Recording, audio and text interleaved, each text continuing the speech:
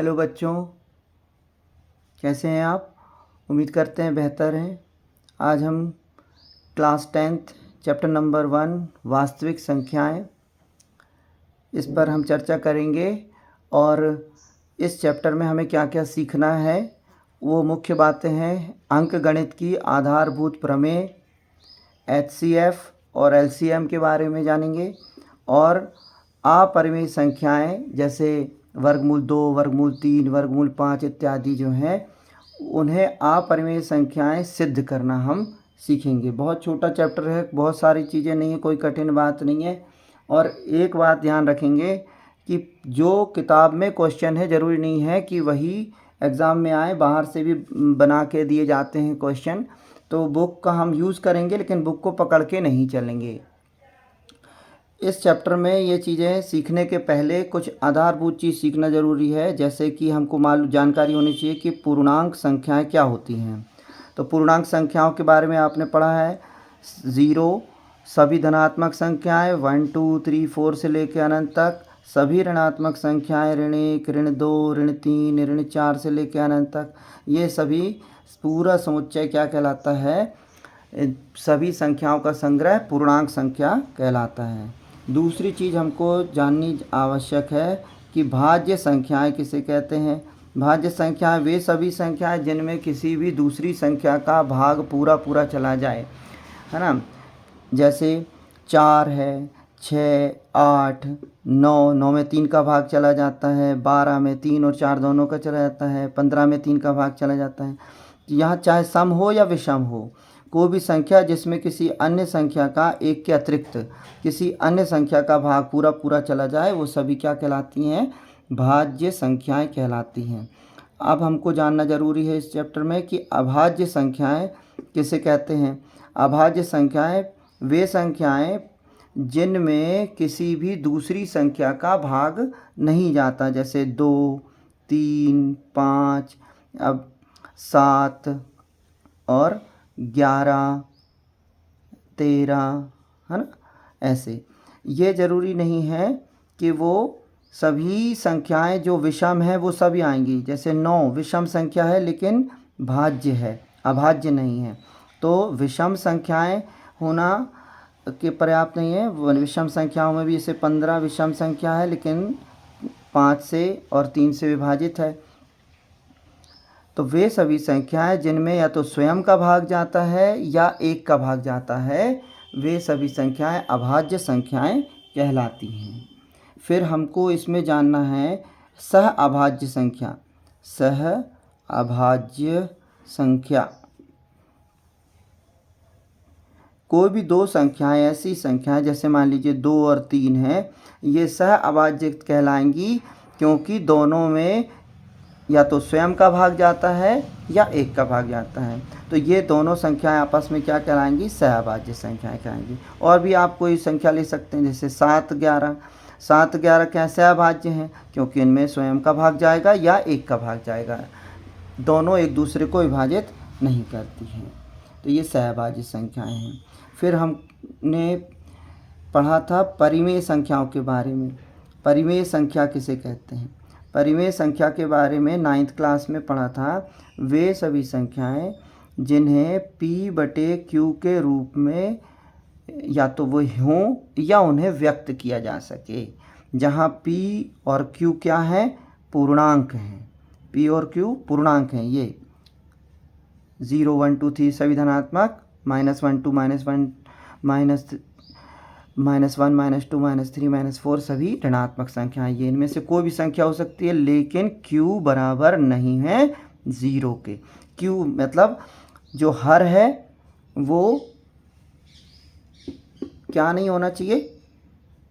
0 नहीं होना चाहिए। तो वे सभी संख्याएं क्या होंगी? परिमेय संख्याएं कहलाएंगी। इतना पढ़ा था क्लास 9th में।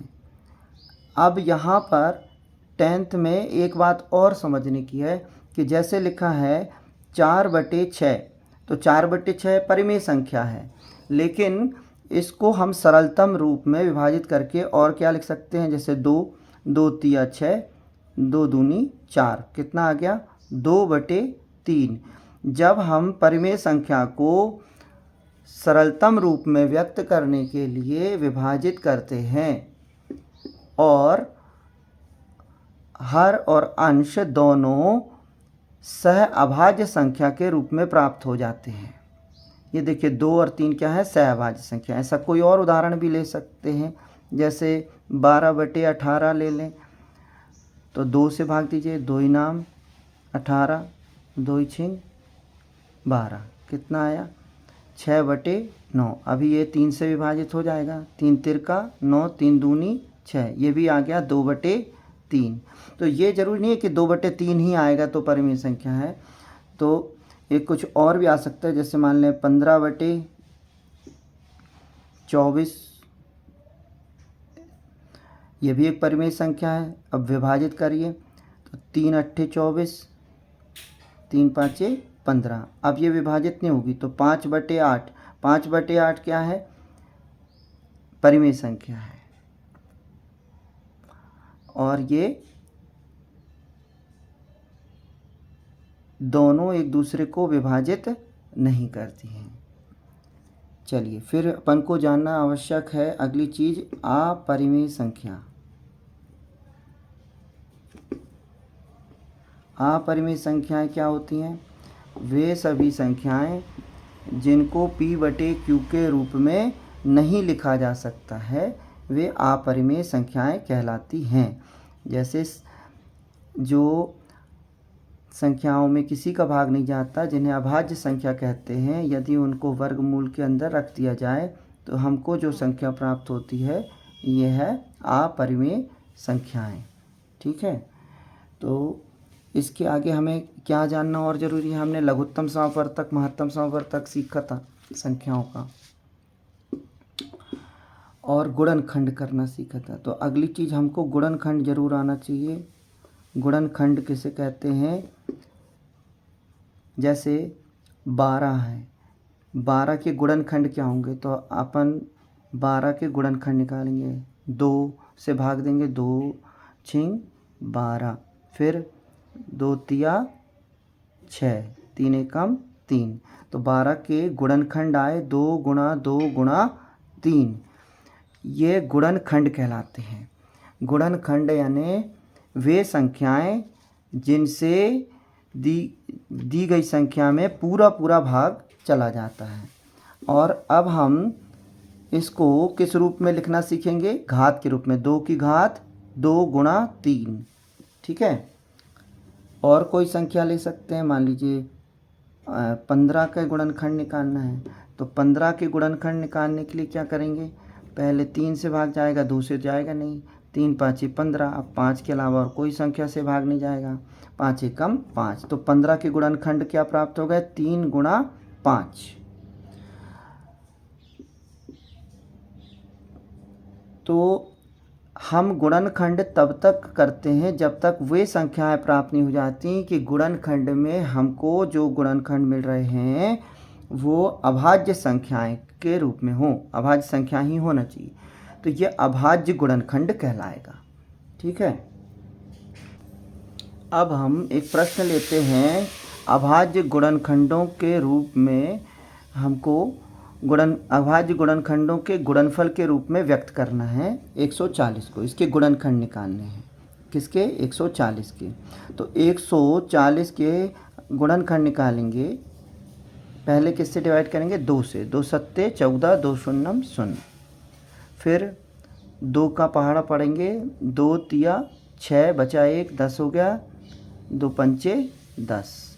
अब हम यहाँ देख रहे हैं 2 से भाग नहीं जाएगा, क्या 3 से जाएगा?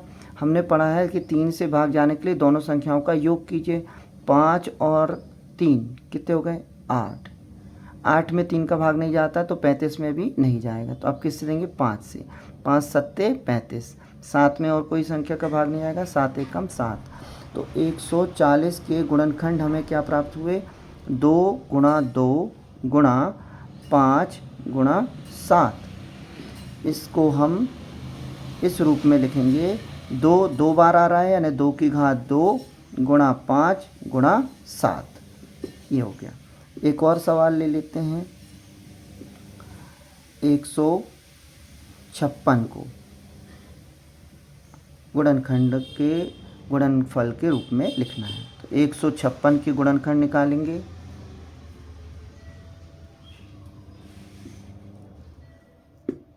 पहले 2 से डिवाइड करेंगे, 2 सत्ते 14, बचा 1 16, 2 अट्ठे 16। फिर अभी इकाई का अंक 8 है, 2 से डिवाइड होगा, 2 का पहाड़ पड़ेंगे कि 7 आए, 2 तिया 6, लेकिन 1 बचा 18, 2 इनाम 18। अब यहाँ हम देख रहे हैं 2 से भाग नहीं जाएगा, 3 से देंगे। 3 एकम 3, 3 तिरका 9, 13 में किसी और संख्या का भाग नहीं जाता, 13 एकम 13। तो 156 के गुणनखंड प्राप्त हुए 2 गुणा 2 गुणा 3 गुणा 13। इसको हम किस रूप में लिखेंगे? घात के रूप में। 2 की घात कितने आ गए? 2 गुणा 3 गुणा 13। ठीक है, तो इस प्रकार से हम जो है अभाज्य गुणनखंडों के गुणनफल के रूप में, है ना, अभाज्य गुणनखंड है ये, और इनका क्या है? ये गुणनफल, ये गुणा में है इन सब में, तो गुणनफल के रूप में व्यक्त कर रहे हैं। तो इस तरह का भी एक क्वेश्चन वार्षिक परीक्षा में पूछा जाता है, बोर्ड परीक्षा में। ठीक है, तो ये आपको हम एक होमवर्क दे रहे हैं, थोड़ा सा इन संख्याओं को आप करेंगे। जैसे 360 है, ये भी ज़रूरी नहीं है कि ये जो नंबर दिए जाते हैं, ये क्वेश्चन ये भी आपके बुक में है तभी आएगा। नहीं, बुक में है तभी आएगा ऐसा नहीं है। ये हम इस चीज़ को सीख गए, आपने एक बार जोड़ना सीख लिया तो आपको ये थोड़ी है कि वो सारे जोड़ना सिखाया जाएगा, फिर आपको कोई भी नंबर दिया जाए आप जोड़ सकते हैं। तो ये इस प्रकार से कर सकते हैं। अगले वीडियो में हम लघुत्तम और महत्तम यानी HCF और LCM के बारे में पढ़ेंगे, और 2 दी गई संख्याओं का HCF और LCM ज्ञात करना सीखेंगे। और इस वीडियो में इतना ही। अच्छा।